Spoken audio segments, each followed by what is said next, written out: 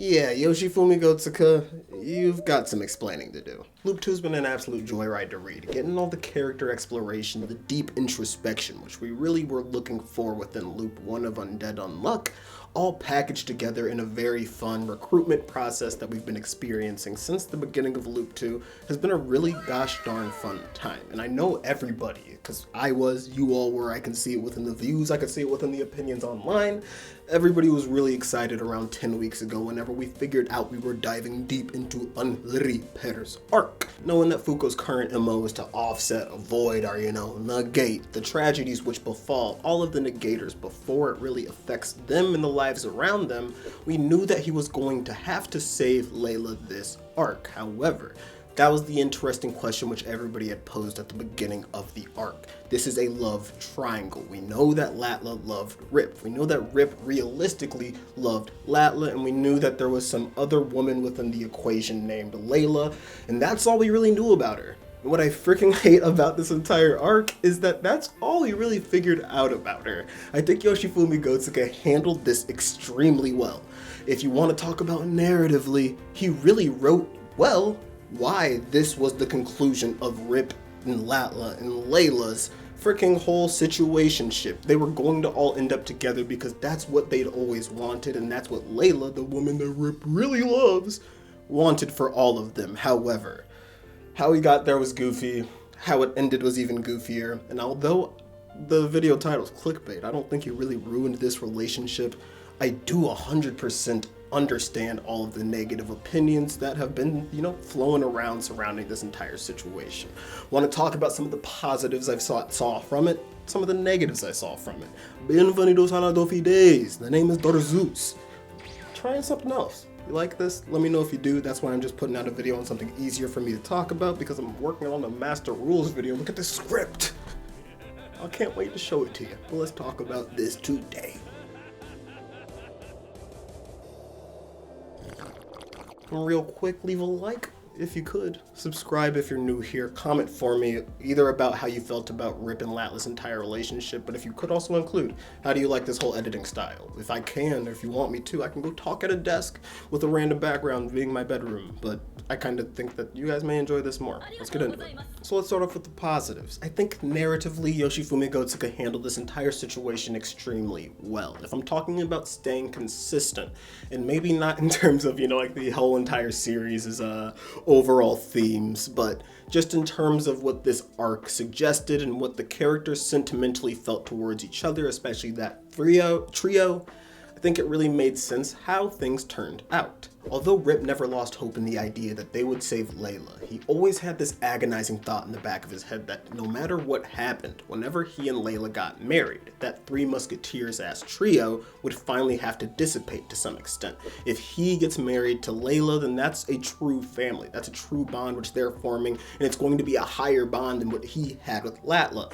Thus, no matter what, they were going to kind of stray away from each other, and he was kind of ruining that entire fact. Because he really wanted to save Layla, that's the love of his life, even though he loves Latla. And this is where the goofiness kind of gets in, but I'll save all my negative thoughts for the back half of this video. Given that Layla is Rip's true love, he always wants first and foremost what she desires. And as we figured out during this arc, what she desires the most is for all of them, that trio, to continue to live on as a tight-knit group, as a family, as a bonded union. And the way he was able to depict that during the arc, with that entire flashback to the children putting on the play, was really beautiful. You see this sort of Cinderella story. Rip, Prince Charming as he always is supposed to put the glass slipper on the princess. Layla, as she always is, and Latla, the witch in the corner. But just like what happens at the wedding at the end of this arc, Rip and Layla collude in order to make Latla the winner of this entire situation, because Layla has always desired for her sister to be included,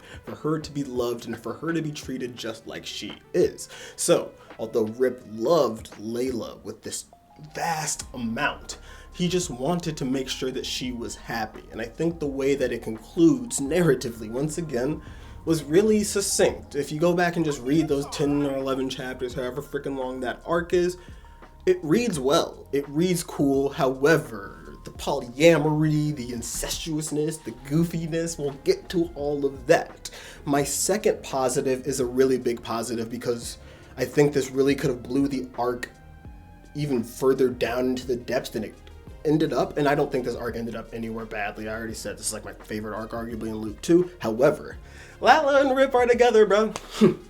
A guy like me, the gals like you, anybody who's on this channel, because we love all people of all identities, I know you're hype about that, because Rip, all of Loop 1, just didn't see the beautiful woman that was in front of his eyes, trying to love him, trying to support him, the day one homie. Somebody who was always there for him, never appreciated her, never gave her the time of day that she truly deserved, and it's nice to finally see her get what she deserves. However, it's still like some stupid ass way of getting it, and let's get into the negatives, because that's what I really want to spit my stuff about, because dog, that chapter was fee to kind of get through. Whenever you think about the fact that like Yoshifumi Gotsuka could have done anything, and by anything I really just mean Layla could have. It's weird that we get this like polyamory stuff out of nowhere. That's never been a sort of idea that I've even gotten from Undead Unluck. You only see sort of gross adulterous themes within the like first 20 to 30 chapters, you know what I mean? And to bring out a wild idea like polyamory, not saying it is as negative as, you know, incestuous stuff, or even like the gross unconsensual stuff that you see at the beginning of the series, I think it is just as goofy, and it turns away a dude just as much as some of that stuff, just because like I was like, I don't know, I'm a family man, I'm a traditional guy, I got my girlfriend over in the other room, she's gonna go visit her family for Thanksgiving. You know why? Because we got traditional values. What do you mean by that? To some extent, at least just like with like loving the ones that are around you, you know what I mean? It's weird to get into this very immoral situation where Rip is married to two sisters, because, you know, maybe they have a family someday. Is he going to be like Rex and Xenoblade? Is he just going to have Glimmer and another one with Mithra and another one? It doesn't make sense.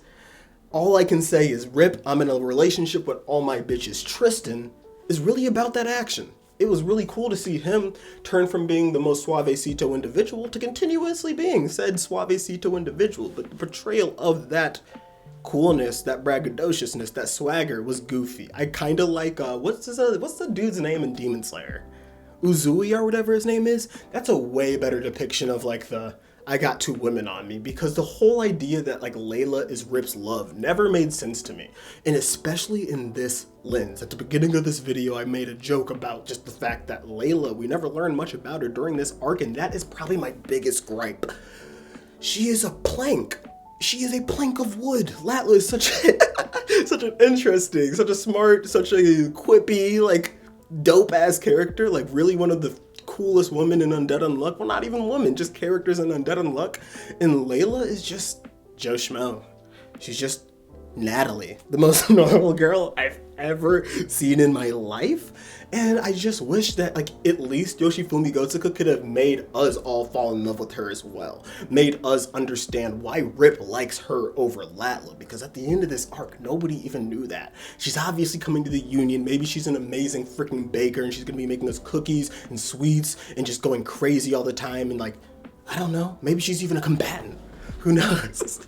Maybe Layla, after she got the heart disease, that was just the biggest debuff, and she's really going to be the next strongest negator. What if she becomes unrivaled, invincible, some shit? I don't know.